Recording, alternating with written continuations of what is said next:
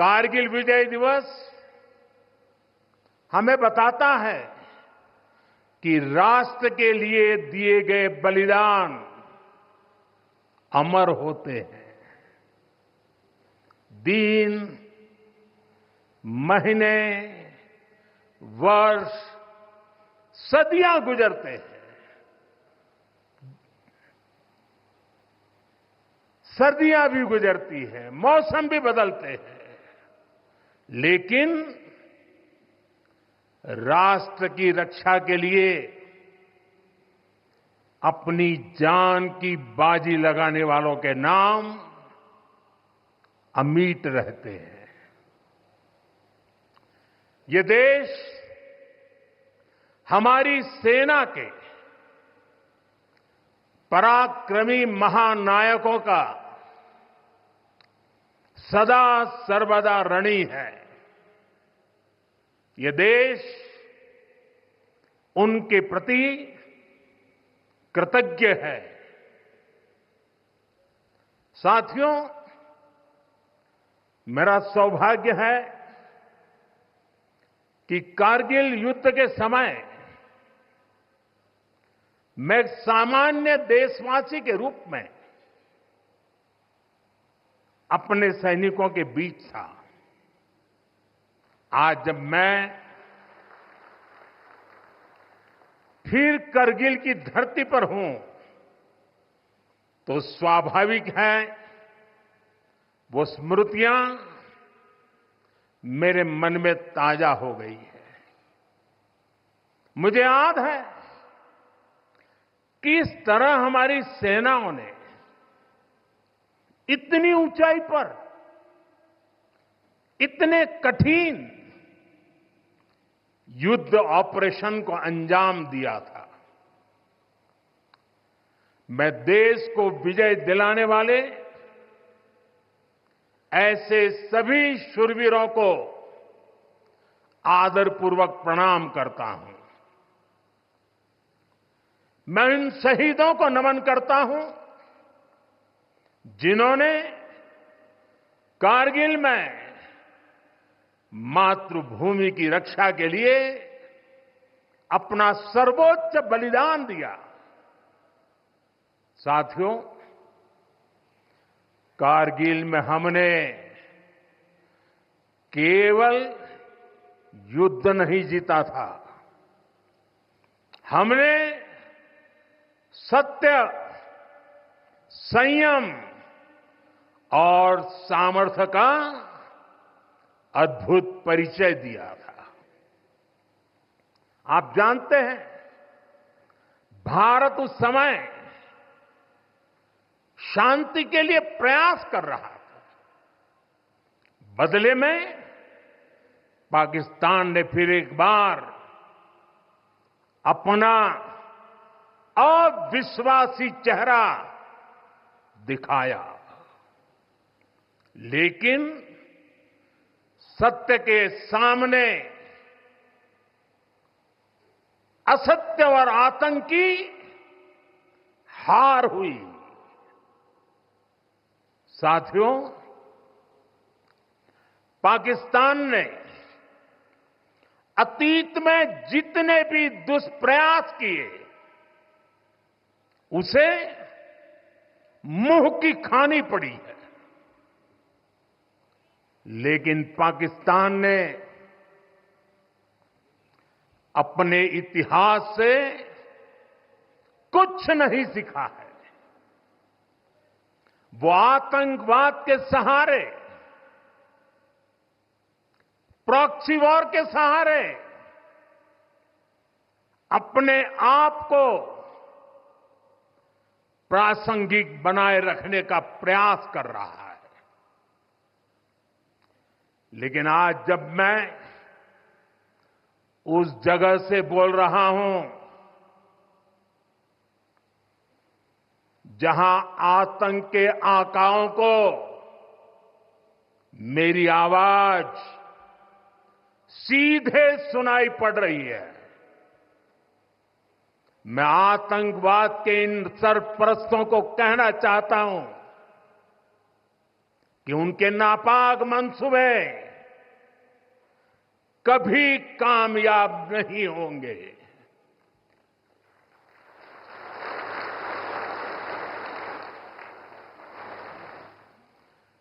आतंकवाद को हमारे जाबाज पूरी ताकत से कुचलेंगे। दुश्मन को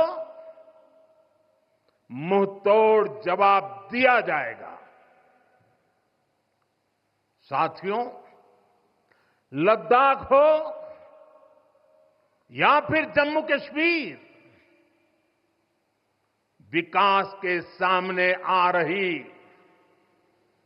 हर चुनौती को भारत परास्त करके ही रहेगा।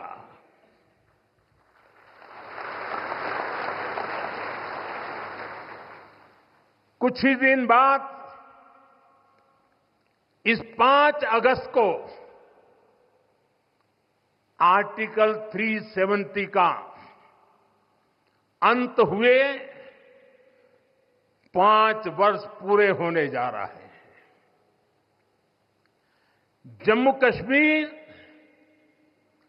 आज नए भविष्य की बात कर रहा है, बड़े सपनों की बात कर रहा है। जम्मू कश्मीर की पहचान G20 जैसी ग्लोबल समिट की अहम बैठक करने के लिए हो रही है। इंफ्रास्ट्रक्चर डेवलपमेंट के साथ साथ जम्मू कश्मीर लेह लद्दाख में टूरिज्म सेक्टर भी तेजी से ग्रो कर रहा है। दशकों बाद कश्मीर में सिनेमा घर खुला है। 3.5 दशक के बाद पहली बार श्रीनगर में ताजिया निकला है। धरती का हमारा स्वर्ग तेजी से शांति और सौहार्द की दिशा में आगे बढ़ रहा है। साथियों, आज लद्दाख में भी विकास की नई धारा बनी है। सिंकुल्ला टनल, इसके निर्माण का काम शुरू हुआ है। सिंकुल्ला टनल के जरिए लद्दाख पूरे साल हर मौसम में देश से कनेक्टेड रहेगा। ये टनल लद्दाख के विकास और बेहतर भविष्य के लिए नई संभावनाओं का नया रास्ता खोलेगी। हम सभी को पता है कि कठोर मौसम की वजह से लद्दाख के लोगों को कितनी मुश्किलें आती हैं। सिंकुल्ला टनल के बनने से ये मुश्किलें भी कम होगी। मैं लद्दाख के मेरे भाई बहनों को इस टनल का काम शुरू होने के लिए विशेष बधाई देता हूं। साथियों, लद्दाख के लोगों का हित हमेशा हमारी प्राथमिकता रहा है। मुझे याद है, कोरोना के समय में करगिल क्षेत्र के हमारे कई लोग ईरान में फंस गए थे। उन्हें वापस लाने के लिए मैंने व्यक्तिगत स्तर पर काफी प्रयास किए। ईरान से लाकर उन्हें जैसलमेर में ठहराया गया था और जब स्वास्थ्य की दृष्टि से पूरी तरह संतोषजनक रिपोर्ट मिले, उसके बाद उन सबको उनके घर तक यहां पहुंचाया था। हमें संतोष है कि हम अनेकों जिंदगियों को बचा पाए। यहां के लोगों की सुविधाएं बढ़े, ईज ऑफ लिविंग बढ़े, इसके लिए भारत सरकार निरंतर प्रयास कर रही है। बीते 5 वर्षों में ही हमने लद्दाख के बजट को 1100 करोड़ से बढ़ाकर 6000 करोड़ रुपए कर दिया है। यानी करीब करीब 6 गुना की वृद्धि। ये पैसा आज लद्दाख के लोगों के विकास में, यहां सुविधाएं बढ़ाने में काम आ रहा है। आप देखिए, सड़क, बिजली, पानी, शिक्षा, पावर सप्लाई, रोजगार, लद्दाख में हर दिशा में दृश्य भी बदल रहा है, परिदृश्य भी बदल रहा है।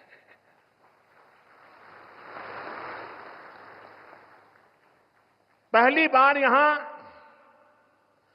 होलिस्टिक प्लानिंग के साथ काम हो रहा है। जल जीवन मिशन की वजह से अब लद्दाख के 90% से ज्यादा घरों में पाइप से पीने का पानी पहुंच रहा है। लद्दाख के युवाओं को क्वालिटी हायर एजुकेशन मिले, इसके लिए यहां सिंधु सेंट्रल यूनिवर्सिटी का निर्माण हो रहा है। पूरे लद्दाख क्षेत्र को 4G नेटवर्क से जोड़ने का काम भी चल रहा है। 13 किलोमीटर लंबी जोजिला टनल का काम भी जारी है। इसके वजन बनने से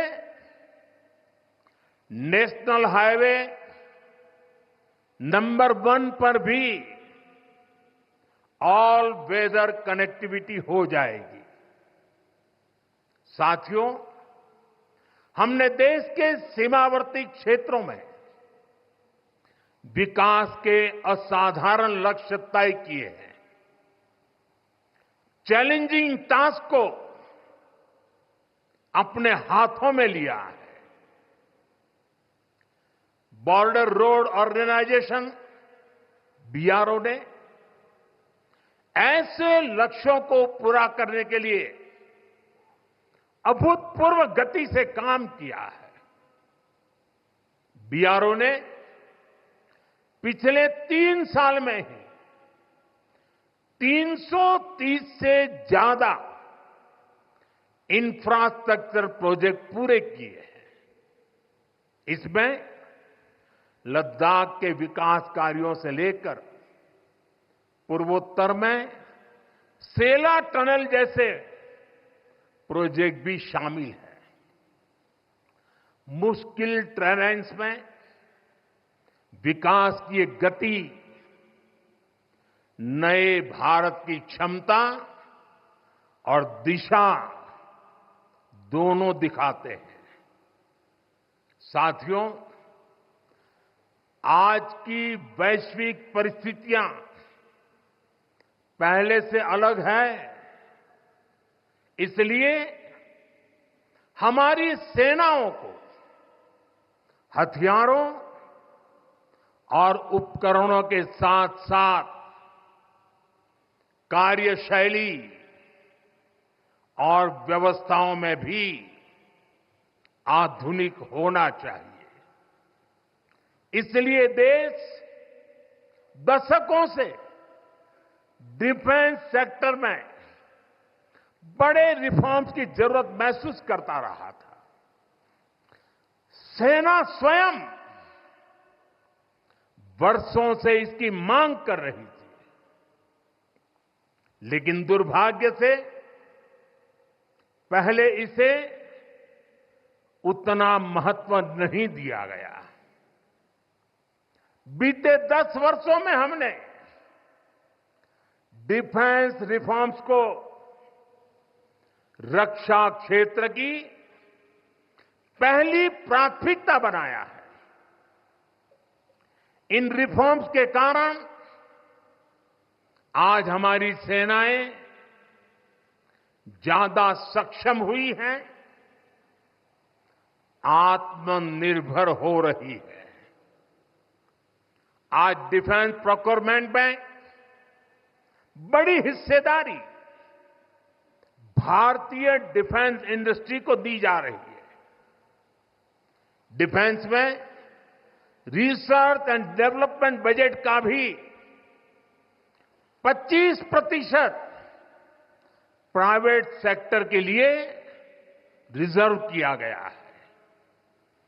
ऐसे ही प्रयासों का परिणाम है कि भारत का डिफेंस प्रोडक्शन अब 1.25 लाख करोड़ रुपए से ज्यादा हो चुका है।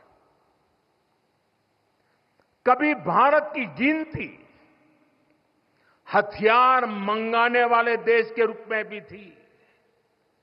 अब भारत एक्सपोर्टर के तौर पर अपनी पहचान बना रहा है।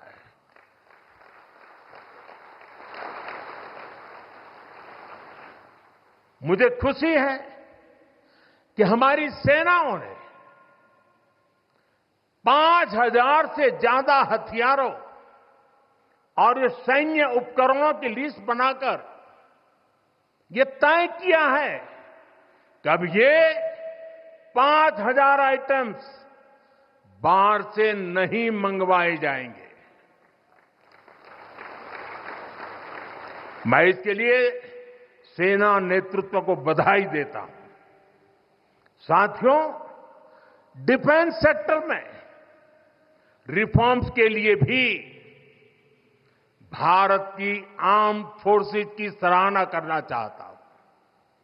हमारी सेनाओं ने बीते वर्षों में कई साहसिक निर्णय लिए हैं।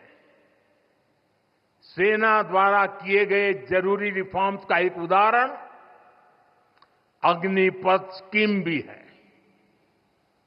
दशकों तक संसद से लेकर अनेक कमेटी तक में सेनाओं को युवा बनाने पर चर्चाएं होती रही है। भारत के सैनिकों की औसत आयु, एवरेज एज, ग्लोबल एवरेज से ज्यादा होना, ये हम सबकी चिंता बढ़ाता रहा है। इसलिए ये विषय वर्षों तक अनेक कमिटियों में भी उठा, लेकिन देश की सुरक्षा से जुड़ी इस चुनौती के समाधान की पहले इच्छा शक्ति नहीं दिखाई गई। शायद कुछ लोगों की मानसिकता ही ऐसी थी कि सेना मतलब नेताओं को सलाम करना, परेड करना। हमारे लिए सेना मतलब 140 करोड़ देशवासियों की आस्था। हमारे लिए सेना मतलब 140 करोड़ देशवासियों की शांति की गारंटी। हमारे लिए सेना मतलब देश की सीमाओं को सुरक्षा की गारंटी। अग्निपथ योजना के जरिए देश ने इस महत्वपूर्ण सपने को एड्रेस किया है। अग्निपथ का लक्ष्य सेनाओं को युवा बनाना है। अग्निपथ का लक्ष्य सेनाओं को युद्ध के लिए निरंतर योग्य बनाए रखना है। दुर्भाग्य से राष्ट्रीय सुरक्षा से जुड़े इतने संवेदनशील विषय को कुछ लोगों ने राजनीति का विषय बना दिया है। कुछ लोग सेना के इस रिफॉर्म पर भी अपने व्यक्तिगत स्वार्थ में झूठ की राजनीति कर रहे हैं। ये वही लोग हैं जिन्होंने सेनाओं में हजारों करोड़ के घोटाले करके हमारी सेनाओं को कमजोर किया। ये वही लोग हैं जो चाहते थे कि एयरफोर्स को कभी आधुनिक फाइटर जेट न मिल पाए। ये वही लोग हैं जिन्होंने तेजस फाइटर प्लेन को भी डिब्बे में बंद करने की तैयारी कर ली थी। साथियों, सच्चाई ये है कि अग्निपथ योजना से देश की ताकत बढ़ेगी और देश का सामर्थ्यवान युवा भी मातृभूमि की सेवा के लिए आगे आएगा। प्राइवेट सेक्टर और पैरामिलिट्री फोर्सेस में भी अग्निवीरों को प्राथमिकता देने की घोषणाएं की है। मैं तो हैरान हूं, कुछ लोगों की समझ को क्या हुआ है, उनकी सोच को क्या हो चुका है। ऐसा भ्रम फैला रहे हैं कि सरकार पेंशन के पैसे बचाने के लिए ये योजना लेकर आई है। मैं जरा ऐसे लोगों की सोच से शर्म आती है, लेकिन मैं ऐसे लोगों से पूछना चाहता हूं, जरा कोई मुझे बताए, आज मोदी के शासनकाल में जो भर्ती होगा, क्या आज ही उसको पेंशन देना है क्या? उसको पेंशन देने की नौबत 30 साल के बाद आएगी और तब तो मोदी 105 साल का हुआ होगा और तब न भी मोदी की सरकार होगी। क्या मोदी जब 105 साल का होगा, 30 साल के बाद जो पेंशन बचेगा उसके लिए मोदी ऐसा राजनीतिक है जो आज गाली खाएगा? क्या तर्क दे रहे हैं? लेकिन साथियों, मेरे लिए दल नहीं, देश सर्वोपरि है।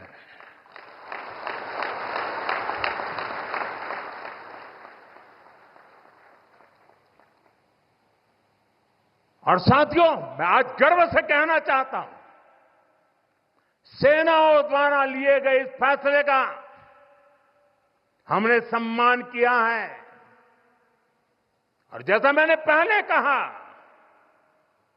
हम राजनीति के लिए नहीं, राष्ट्र नीति के लिए काम करते हैं। हमारे लिए राष्ट्र की सुरक्षा सर्वोपरि है। हमारे लिए 140 करोड़ की शांति ये सबसे पहले है। साथियों, जो लोग देश के युवाओं को गुमराह कर रहे हैं,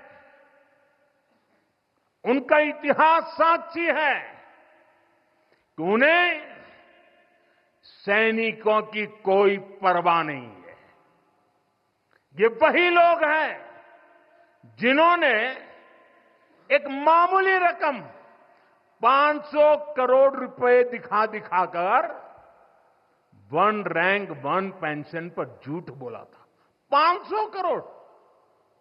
ये हमारी सरकार है जिसने वन रैंक वन पेंशन लागू किया। पूर्व सैनिकों को 1.25 करोड़ रुपए से ज्यादा दिए गए। अब कहां 500 करोड़, कहां 1.25 करोड़। इतना झूठ और देश के जवानों की आंख में धूल झोंकने का पाप। ये वही लोग हैं जिन्होंने आजादी के 7 दशक बाद भी सेना की मांग होने के बावजूद भी, देश के वीर सैनिकों के परिवारों की मांग होने के बाद भी हमारे शहीदों के लिए वॉर मेमोरियल नहीं बनाया। टालते गए, कमिटियां बनाते गए, नक्शे दिखाते गए। ये वही लोग हैं जिन्होंने सीमा पर तैनात हमारे जवानों को पर्याप्त बुलेट प्रूफ जैकेट्स भी नहीं दी थी। और साथियों, ये वही लोग हैं जो करगिल विजय दिवस को भी नजरअंदाज करते रहे। ये तो देश की कोटि कोटि जनता के आशीर्वाद है कि मुझे तीसरी बार सरकार बनाने का मौका मिला और इसलिए आज ये महत्वपूर्ण ऐतिहासिक घटना का हम पुण्य स्मरण कर पा रहे हैं। वरना अगर वही आ जाते तो इस युद्ध विजय की इस तारीख को याद नहीं करते। साथियों, कारगिल की विजय ये किसी सरकार की विजय नहीं थी। कारगिल की विजय ये किसी दल का विजय नहीं था। ये विजय देश की थी। ये विजय देश की विरासत है। ये देश के गर्व और स्वाभिमान का पर्व है। मैं एक बार फिर 140 करोड़ देशवासियों की तरफ से मेरे वीर जवानों को श्रद्धापूर्वक नमन करता हूं। सभी देशवासियों को पुनः एक बार कारगिल विजय के 25 वर्ष की शुभकामनाएं देता हूं। मेरे साथ बोलिए, भारत माता की। ये भारत माता की जय मेरे उन वीर शहीदों के लिए है, मेरे वीर भारत मां के वीर सपूतों के लिए है। भारत माता की, भारत माता की, भारत माता की। बहुत बहुत धन्यवाद।